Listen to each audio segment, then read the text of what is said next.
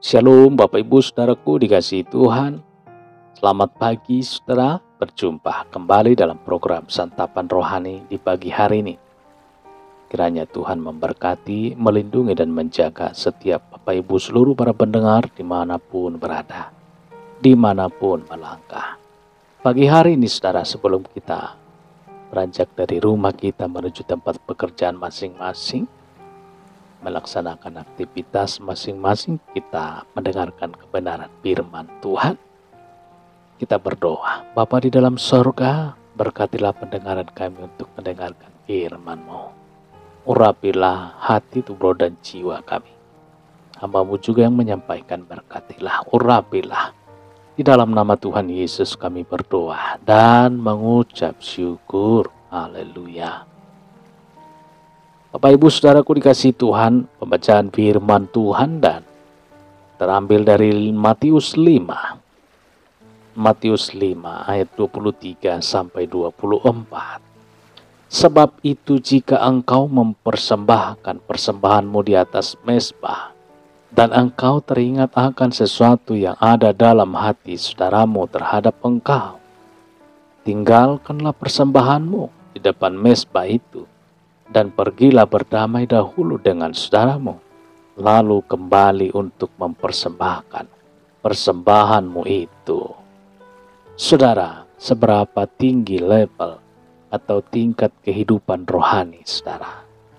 Seberapa tinggi level tingkat kehidupan rohani kita pada saat hari ini?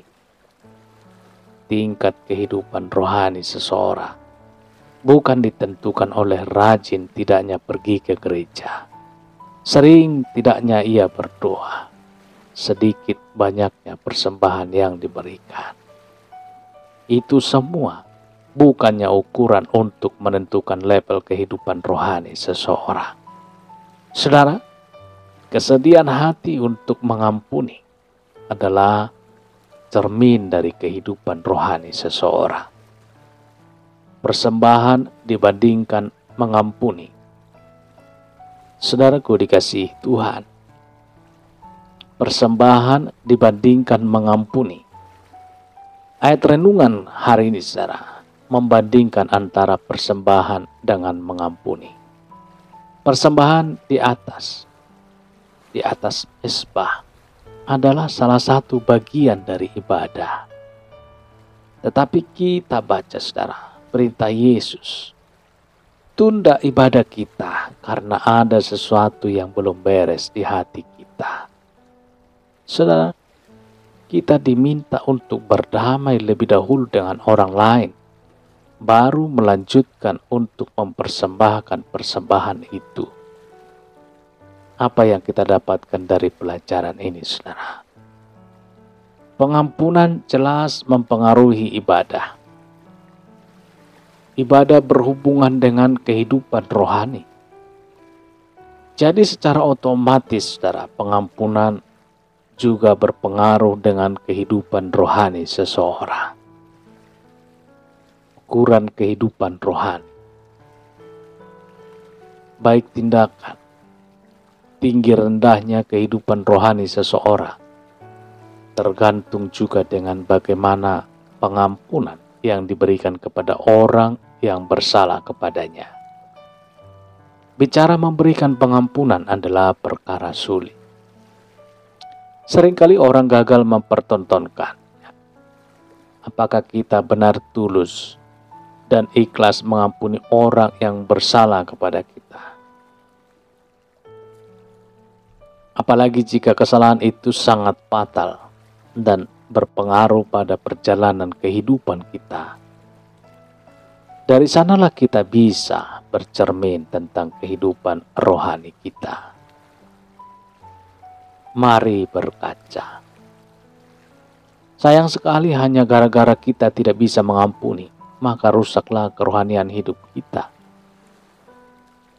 Potret kita ternoda hanya oleh karena kita tidak mampu mengampuni kesalahan orang lain. Berikut ini adalah firman Tuhan yang perlu kita renungkan dalam Matius 6 ayat 15. Kita renungkan dalam-dalam, saudara. Tetapi jikalau kamu tidak mengampuni orang, Bapamu juga Bapamu juga tidak akan mengampuni kesalahanmu. Saudara, saya baca sekali lagi. Tetapi jikalau kamu tidak mengampuni orang, Bapamu juga tidak akan mengampuni kesalahan kamu. Kesimpulannya saudara, kesimpulan yang kita peroleh, perkara mengampuni bukan soal biasa. Akibatnya sangat berat bagi orang perjalanan rohani kita. Bagi perjalanan rohani kita. Tidak ada pilihan lain kecuali belajar untuk bisa mengampuni. Dari seorang kecil. Dari soal kecil sedang hingga soal besar. Dari masalah yang sepele, ringan, hingga ke perkara yang berat. Saudaraku dikasihi Tuhan, mari bercermin. Siapakah diri kita sebenarnya? Pribadi yang mudah mengampunikah ataukah orang yang menyimpan kesalahan orang lain? Saudara, kita berdoa. Bapa di dalam sorga, pagi hari ini Tuhan Yesus, kami sudah mendengarkan firman-Mu yang menasehati hati pemikiran kami, supaya kami Tuhan benar-benar mengampuni, supaya Tuhan juga mengampuni kami. Karena itulah jalan daripada firman-Mu Tuhan yang mengajar kami di pagi hari ini. Terpujilah Tuhan, termulialah Tuhan. Berilah kami hikmat pengetahuan yang daripada sorga, sehingga kami Tuhan dapat mempraktekkan firman-Mu ini dalam kehidupan kami sehari-hari. Terpujilah Tuhan, termulialah Tuhan. Dan hamba juga berdoa untuk Bapak Ibu seluruh para pendengar di pagi hari ini, berkatilah. Berkatilah keluarganya, berkatilah setiap langkah aktivitas mereka, berkatilah setiap pemikiran-pemikiran mereka. Tangan kasih Tuhan selalu mengulurkan tangan bagi setiap tubuh, roh, dan jiwa mereka, sehingga mereka makin hari semakin berkenan kepadamu. Terpuji, termulialah Tuhan. Di pagi hari ini, kekal untuk selama-lamanya. Di dalam nama Tuhan Yesus kami berdoa dan mengucap syukur. Haleluya. Sama-sama kita dalam doa Bapa kami. Bapa kami di dalam sorga, dikuduskanlah namamu, datanglah kerajaan-Mu, dan jadilah kehendak-Mu di bumi seperti di sorga. Berilah kami pada hari ini makanan kami yang secukupnya, dan ampunilah kami akan kesalahan kami, seperti kami juga mengampuni orang yang bersalah kepada kami. Dan janganlah membawa kami ke dalam pencobaan, tetapi lepaskanlah kami daripada yang jahat, karena Engkaulah yang punya kerajaan, dan kuasa, dan kemuliaan sampai selama-lamanya. Amin. Terimalah berkat Tuhan. Tuhan memberkati engkau dan melindungi engkau. Tuhan menyinari engkau dengan wajah-Nya dan memberikan kasih karunia, menghadapkan wajah-Nya kepadamu dan memberikan damai sejahtera.